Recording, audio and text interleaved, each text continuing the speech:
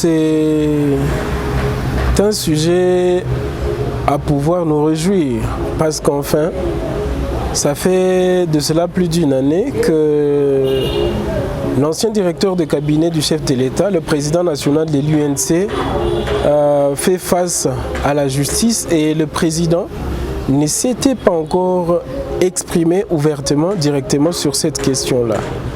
Et pour nous, ce n'est pas une première fois que le président de la République fait témoignage du service ou des qualités de son ancien directeur de cabinet en la personne de Vital Kamerhe. Il est très clair qu'il y a eu plusieurs irrégularités, plusieurs incohérences au cours du procès, que ce soit au premier degré et même au second degré. Plusieurs preuves qui ont été fournies après n'ont pas été prises en considération parce que si elles auraient pu être prises en considération, nous aurions dû voir au moins l'acquittement du président national de l'UNC. Et pour nous, nous pensons que le président de la République a dit des choses qu'il faut prendre avec considération. Notre justice devra prendre avec considération ces témoignages qui a été fait. Nous allons rappeler que Vital Kamerhe, tout en étant directeur de cabinet du chef de l'État, n'a jamais reçu aucune sanction disciplinaire.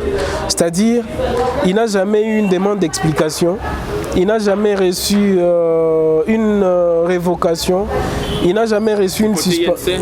Il n'a jamais reçu une suspension, jamais. Et curieusement, tout cela se passe en minimisant le travail qu'il a fait comme assistant du chef de l'État. Donc, d'une façon disciplinaire, Vital Kamerhe s'est comporté comme il se doit et nous ne voyons pas les raisons d'être du procès qu'il est en train de connaître aujourd'hui. Les raisons d'être, c'est parce qu'il est accusé pour détournement des deniers publics, vous le savez quand même. Oui, cette accusation, elle est injuste parce que le directeur de cabinet ne travaille pas avec Samibo. C'est Samibo qui a signé un contrat avec le gouvernement. Et c'est avant même que Vital Kamerhe ne soit directeur de cabinet du chef de l'État. Donc c'est un projet qui date du premier ministre Tshibala, donc de lorsque Bitakwira a été ministre au développement. Donc ce n'est même pas une question qui regarde Vital Kamerhe. Et même quand Vital Kamerhe est venu comme directeur de cabinet, le gouvernement qui était démissionnaire continuait à assurer les affaires courantes. C'est-à-dire, le ministre de budget a fait son travail comme il le fallait, le ministre de finances a fait son travail, et même la banque centrale a continué à payer comme il le fallait. Ce n'est pas le directeur de cabinet qui liquidait, ce n'est pas le directeur de cabinet qui ordonnait, ce n'est pas le directeur de cabinet qui payait. Et donc, pour nous continuons à croire qu'il est encore temps que la justice puisse revenir à la raison et prendre en compte ce que le directeur de cabinet du chef de l'État a fait son travail en tant que directeur de cabinet et qu'il n'est pas un agent de Samibo. Et même quand on parle des deniers publics, ça c'est une affaire, le gouvernement a payé de services, c'est-à-dire il a fallu constater que des maisons sont là ou pas. Pourtant, les huissiers de justice en province, que ce soit à Kananga, que ce soit à Lubumbashi, l'ex-Bas-Congo ou même à Kinshasa, les huissiers de justice ont constaté que les maisons préfabriquées existent. Il y a l'Angola et la Tanzanie qui ont même demandé au gouvernement congolais de venir récupérer les maisons préfabriquées qui existent. Donc, pour nous, c'est une chose, une question qui déjà a sa solution parce que la seule obligation que Samibo a, c'est de pouvoir livrer des maisons déjà installées. Est-ce que tout va bien entre Kamerhe et Tshisekedi? Si tout va bien, nous dirons oui et nous dirons en même temps pas vraiment. C'est-à-dire en écoutant la sortie de Félix Tshisekedi dernièrement, le chef de l'État, il a fait croire que les relations sont harmonieuses et qu'ils ont souvent des discussions ensemble avec le directeur de cabinet. Mais, oui, l'ancien directeur de cabinet. Mais écoutez, une chose pour nous à la base, une chose que nous ne comprenons pas, c'est que nous n'avons pas vu cette solidarité accrue de notre allié pendant cette période difficile que nous sommes en train de traverser. Nous avons passé des moments très compliqués et c'est un procès que nous sommes en train de trouver, dans lequel nous inscrivons l'acharnement contre notre président. Et malheureusement, vous allez voir, il y en a ceux de l'IDPS, un parti allié, qui se mettent à longueur de journée à insulter, à faire des témoignages qui ne collent pas avec la vérité sur l'ancien directeur de cabinet du chef de l'État. Ça quand même, c'est une chose que nous avons exprimée, nous l'avions écrit au secrétaire général de l'UDPS pour lui dire que nous ne sommes pas d'accord avec la manière d'agir de certains de leurs membres. Alors, pour nous, les relations ne sont pas trop chaudes, mais aussi elles ne sont pas trop froides. Il y a possibilité que ces relations entre l'IDPS et l'UNC puissent se réchauffer, mais tout dépendra du comportement que chacun va avoir dans ce qui est de ce procès, lequel met à point l'ancien directeur de cabinet du chef de l'État. Peut-on dire que le chef de l'État Tshisekedi, allié de Kamere, aurait lâché son ami Kamere, son allié? À dire cela, bon, ceux qui seront mieux à répondre à cette question, peut-être ce sont les partisans ou soit le camp du président de la République. Vous êtes la base. Oui, mais pour nous, nous aurions peut-être demandé au chef de l'État de se rassurer que la justice, elle est vraiment indépendante. Influencer la justice, c'est ça? Ce n'est pas influencer la justice. Le président de la République, il est le garant des bons fonctionnements des institutions.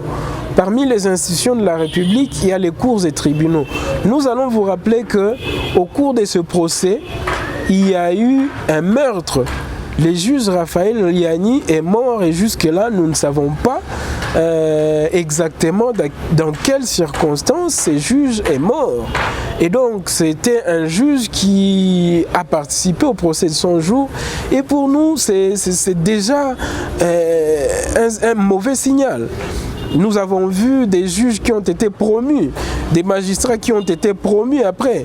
Et donc, pour nous, ce sont des signaux qui nous font dire que ça peut jouer psychologiquement à la prestation même des magistrats. Et pour nous, le chef de l'État doit se rassurer que la justice dit réellement le droit comme il se doit. Donc, en tant que garant du bon fonctionnement des institutions, c'est rassurer que le bon droit est dit, ce n'est pas une mauvaise chose pour le président de la République. Monsieur le porte-parole, on le sait très bien, le chef de l'État était à Goma, il a passé plusieurs jours dans cette partie est, le Nord Kivu, à Elitouri. À son arrivée à Goma, on n'a pas senti la présence de l'INC venir accueillir le chef de l'État. Pourquoi? Non, mais nous étions impliqués dans son accueil. Pour nous, chez nous à l'UNC... C'est pas là quasiment, vous étiez absent. Bon, c'est pas que nous étions absents. La première fois, le premier jour de son arrivée ici à Goma, je me rappelle, ils étaient nombreux, ceux qui sont de l'UNC qui étaient à l'aéroport. C'était avant, parce qu'on parle de cette nouvelle arrivée. Oui, c'est ça. L'UNC était présent. Vous étiez là? Oui, nous étions là, oui, nous étions là. Avec combien de membres Non, nous étions nombreux, et si vous revoyez les images, ou peut-être si vous voulez, nous pouvons mettre à disposition, certaines images. Nous étions là. Oui, oui, et même... que vous étiez à l'aéroport. Oui, oui, nous étions là. Nous étions là parce que pour nous, l'UDPS nous continuons à être dans le cash ensemble avec l'UDPS. Et même quand le président de la République était à Nyiragongo pour rendre visite aux sinistrés du volcan, sinistrés liés à l'éruption du volcan Nyiragongo, nous étions là. Et donc, nous avons toujours été présents lorsqu'il s'agit de pouvoir accompagner les chefs de l'État. Et ce que nous devons faire de différent quand il s'agit du procès de 100 jours, nous avons toujours dit la vérité pour ce qui est des attentes que nous avons sur les bons fonctionnements des institutions, surtout des cours et tribunaux. Donc, pour nous, nous continuons à être au sein du cash et nous continuons à garder des relations avec le partenaire UDPS et nous continuons à donner de notre main à notre partenaire autant que nous le pouvons. En nous tendant vers la fin de cet entretien, oui. On essaie très bien votre leader, ça on doit le dire plutôt, traverse l'épisode noir, arrêté puis condamné, plusieurs de ces cadres écartés, il faut l'avouer dans les gouvernements, on vous a suffi se prononcer que vous n'avez pas pu trouver beaucoup de ministères comme l'INC l'attendait par rapport à votre coalition. Malgré toutes ces difficultés-là, tous ces calvaires, est-ce que l'INC continue à soutenir les chefs de l'État Tshisekedi? Nous le disons très bien. C'est vrai, nous avons suspendu notre participation aux réunions de l'Union sacrée et nous avons demandé à ce que l'accord de Nairobi soit réévalué. C'est-à-dire, il nous faut encore une fois renégocier certaines clauses. Mais ce qui est vrai, nous continuons à avoir des membres dans le gouvernement. Nous continuons à travailler auprès du président de la République parce que pour nous, ce qui compte, c'est le service à la nation. Pour nous, nous ne pouvons pas jeter l'eau de bain avec le bébé.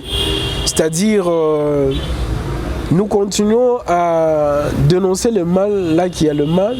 Mais pour ce qui est d'agir pour le bien, nous continuons aussi à le faire. Donc pour nous, nous participons au gouvernement et le moment venu, lorsqu'il sera le temps pour nous, peut-être de dire autre chose que ce que nous faisons aujourd'hui, nous le dirons. Mais les choses se retirer du gouvernement, faire l'opposition. Bon, jusqu'à présent, nous continuons à être auprès du gouvernement et au sein de l'Union sacrée, bien qu'ayant suspendu nos activités dans l'Union sacrée. C'est dire les choses à son contraire. Vous suspendez votre participation à des activités de l'Union sacrée. Vous restez dans les gouvernements. Ce n'est pas une chose et son contraire. C'est seulement parce que nous avons besoin de faire en sorte que notre partenaire réagisse en rapport avec les attentes que nous avons. Nous vous l'avons dit, ce n'est pas une fois que nous avons dit au président de la République qu'il doit se rassurer que le bon droit est dit dans ce qui concerne le procès de changement. Et pour nous, nous pensons que cette question-là, elle est très capitale pour continuer à garder les bonnes relations au sein de l'Union sacrée. Et donc, nous n'en sommes pas encore à la fin et nous n'en sommes pas encore à une phase définitive. C'est pourquoi nous disons, nous suspendons. Nous avons vu avec la sortie du président de la République qui pour une fois a témoigné même du sérieux de son ancien directeur de cabinet. C'est pas de l'hypocrisie? Bon. Selon vous, c'est quoi? Mais selon nous, c'est toute la vérité. Caméré, c'est un homme correct. Caméré, c'est un homme juste. Je vous rappelle que... Correct pendant qu'il a accusé pour détournement des dernières publics? Non, nous l'avons dit. Et même au cours du procès, nous étions en train de dire qu'il fallait procéder par la méthode pièce contre pièce. Lorsque vous allez selon la méthode pièce contre pièce, il n'y a pas une autre finalité du procès de 100 jours que l'acquittement de l'ancien directeur de cabinet du chef de l'État. Donc, s'il faut vraiment faire parler le bon droit, à ce jour, le directeur de cabinet du chef de l'État ne serait pas en prison, il serait déjà acquitté. Vous l'aviez évoqué, l'accord de Nairobi, oui. Déjà dans les oubliettes, Tshisekedi qui annonce, qui demande les peuples congolais de l'accorder un deuxième mandat. La paire gagne du terrain dans le cas de l'INC. Qu'est-ce que vous craignez? Bon, pour nous, c'est très clair dans l'accord de Nairobi, c'est que nous avons soutenu l'UDPS au cours des élections passées en 2018 et c'est très clair, c'est prévu dans l'accord que l'UNC soit soutenu en 2023. Il va soutenir qui? Non, que l'UNC soit soutenu par l'UDPS en 2023. Et l'UNC présente qui comme candidat? Mais non, le directeur de cabinet, jusqu'à présent, le procès n'est pas encore terminé parce que nous avons été en appel, bien que nous n'ayons pas été d'accord avec le verdict, encore une fois en appel. Nous attendrons voir. Mais ce qui est vrai, ce pouvoir en cassation est un droit et tout aussi peut encore être vécu en cassation. C'est possible aussi que l'ancien directeur de cabinet du chef de l'État soit acquitté en cassation. Donc, vous gardez espoir? Oui, nous gardons espoir, mais ce qui est vrai, c'est que pour nous, Vital Kamerhe, ce n'est pas une personne obsédée par le pouvoir. Il a su se désister en 2018. Et ce n'est pas puisque il est un candidat déclaré pour 2023 qu'il doit subir un procès. Donc, nous l'avions dit, nous devons tout renégocier en tant qu'homme d'État, en tant qu'homme politique mature, et que nous puissions avoir une directive, une finalité pour 2023. Mais pour ce qui est de vrai, pour nous à l'UNC, l'accord de Nairobi reste valable.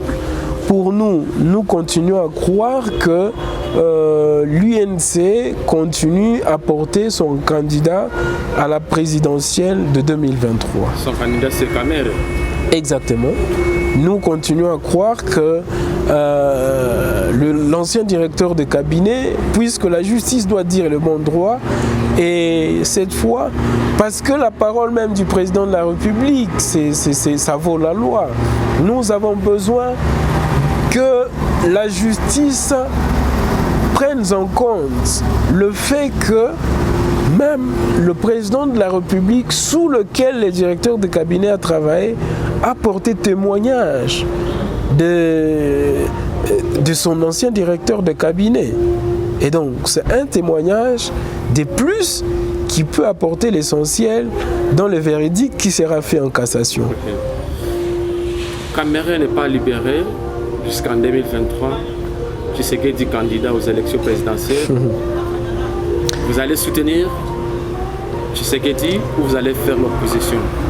Pour nous, nous allons faire tout ce qui est de notre mieux en vue de pouvoir ramener l'UNC et son président national à bénéficier d'un état de droit réaliste. S'il n'est pas libéré, vous comptez faire quoi? L'opposition?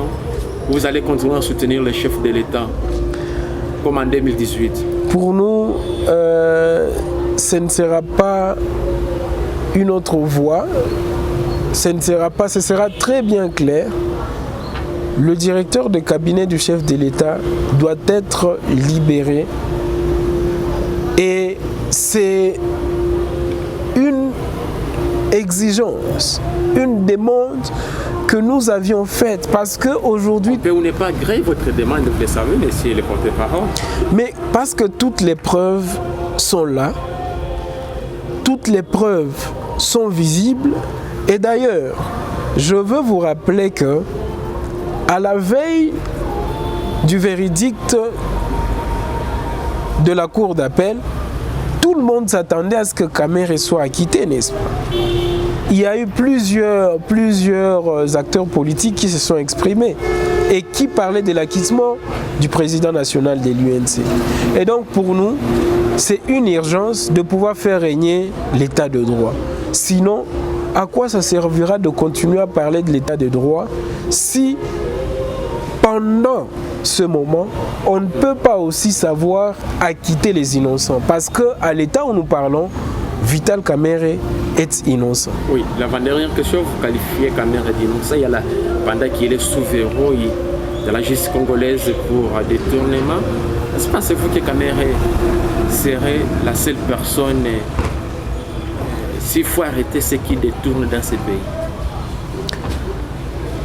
Moi, je vous dis qu'il y a des innocents qui sont en prison, mais il y a aussi de ceux qui devraient être en prison, par exemple, qui n'y sont pas. Par exemple? Mais il faut passer au cours des tribunaux, vous aurez tout l'essentiel. Oui. Nous avions vu récemment Tunda Yakasende qui était en processus d'aller déjà vers Makala. Mais son dossier jusqu'à aujourd'hui, c'est un dossier qu'on a oublié. Il y a qui d'autre? C'est un dossier qu'on a oublié. Nous avons entendu parler des fonds qui ont été dilapidés au ministère de la Santé. Hein, au ministère de la Santé. Il a été condamné. Non, mais non. Il y a d'autres. Donc on peut dire que la liste est longue. Donc pour nous le disons encore très clairement, le directeur de cabinet du chef de l'État est innocent.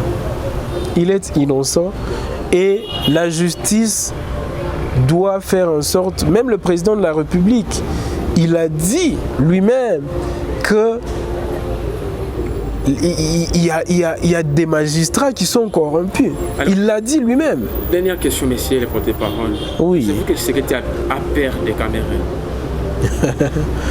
C'est une question auquel je ne saurais pas répondre exactement. Au moins, le président de la République lui-même peut donner une réponse. Mais je peux dire une chose. Oui. L'UNC fait peur. À l'IDPS? Oui. Comment? L'UNC fait peur. Je vais vous rappeler que Vital Kamere, c'est non seulement la personne qui a été directeur de campagne des deux présidents, dont aujourd'hui l'un est ancien président et l'autre est actuellement président. Donc avec cette expérience, et là je rappelle encore ce que Tshisekedi a dit, c'est une personne intelligente, Vital Kamere, c'est une personne expérimentée.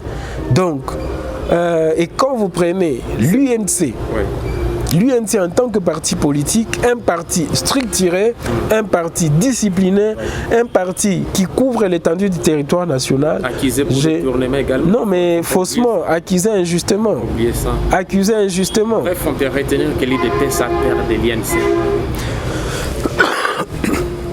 C'est ça? Nous pouvons dire que l'UNC fait peur, pas seulement à l'IDPS. À plusieurs partis politiques. Oui, à plusieurs autres partis politiques.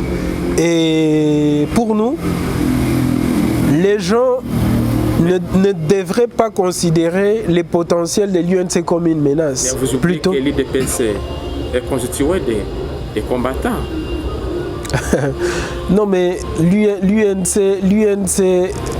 en a plus. Qui ne sont pas visibles, ils ont eu du mal à faire libérer leur chef de l'État. On a vu des manifestations à faible mobilisation à Goma et à Bukavu. Non, c'est simplement parce que nous sommes disciplinés. Nous pensions que la justice allait être juste et équitable.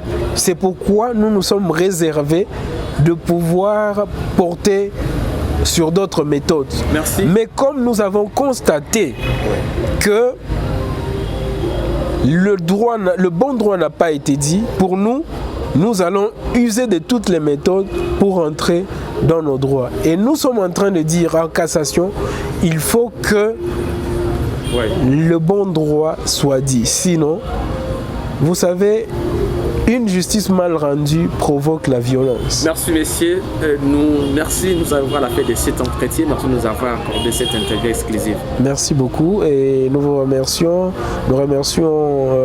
la chaîne et aussi à tous les téléspectateurs qui nous suivent. Merci.